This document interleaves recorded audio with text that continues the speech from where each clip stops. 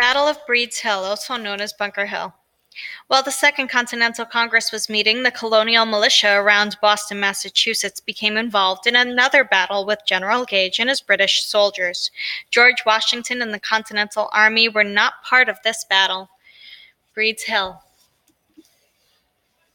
After the fighting in Lexington and Concord, some radical militiamen wanted to strike back at the British. Let's start over. The Battle of Breed's Hill, Bunker Hill.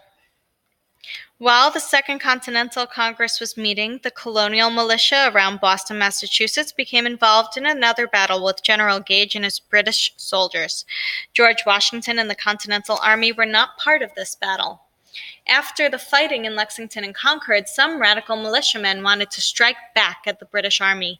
Therefore, radical militiamen took up positions on Breed's Hill during the evening of June 16, 1775. Breed's Hill was just to the north of Boston across the Charles River. Throughout the night, the militiamen readied for battle on top of Breed's Hill by digging trenches and using logs to make walls. You can see a picture of the log wall that they made here on top of this hill during the reenactment. General Gage was very surprised the next morning when he found out that the colonial militia were occupying Breed's Hill. General Gage knew that from that hill, militiamen would be able to fire their cannons at British warships in Boston Harbor, so he decided that very day he must retake Breed's Hill. The British plan of attack or battle plan was simple. General Gage and other leaders of the British Army believed the colonial militia would run away from Breed's Hill without fighting if they were attacked by a much larger British force, because the militiamen were cowardly dogs. However, the colonial militia did not plan to retreat. The British attacked Breed's Hill. On the morning of June 17, 1775, more than 2,000 British troops crossed the Charles River to attack the colonial militia. The British Army battle plan was to march up Breed's Hill and start fighting. Occasionally, the British troops would stop marching and fire their muskets, a type of rifle that was from the 1700s and 1800s, at the colonists. Because the British muskets were not accurate and could not shoot long distances, the bullets did not reach the militiamen. The colonial battle plan.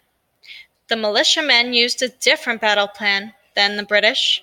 They stayed behind the log walls as the British marched up the hill. The colonial soldiers had a limited supply of bullets and gunpowder and did not want to waste them. The colonial muskets were just as inaccurate over a long distance as the British muskets were, so the colonial militiamen did not shoot until the lines of British troops were right in front of them. Because the British soldiers were so close, the colonial militia shot with deadly accuracy. Many of the British soldiers in the first two rows were either killed or wounded, and the surviving British soldiers retreated or ran away back to the bottom of the hill. There, the British soldiers were ordered to regroup into their lines and charge the militia on the hill. And again, the colonists did not shoot until the British soldiers were right in front of them. And again, most of the British soldiers in the front line were killed or wounded. They did it a third time, and then a fourth time. And finally, on the fourth march up the hill, the British Army was successful in taking the hill back. The colonial soldiers had to retreat because by then they had run out of bullets and gunpowder. If the militia had had more resources, the colonists might have won that battle.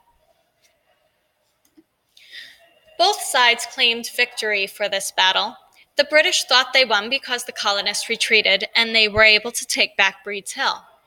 The colonists thought they won because they injured or killed over 1,000 British soldiers. The colonists had 400 casualties in comparison. Bunker's Hill or Breed's Hill. In history, many people remember this as the Battle of Bunker Hill, but they were wrong.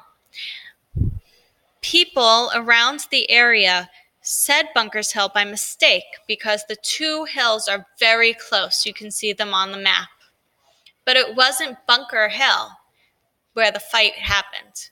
It was actually Breed's Hill where the fight happened. It's just something to show that sometimes history can make mistakes.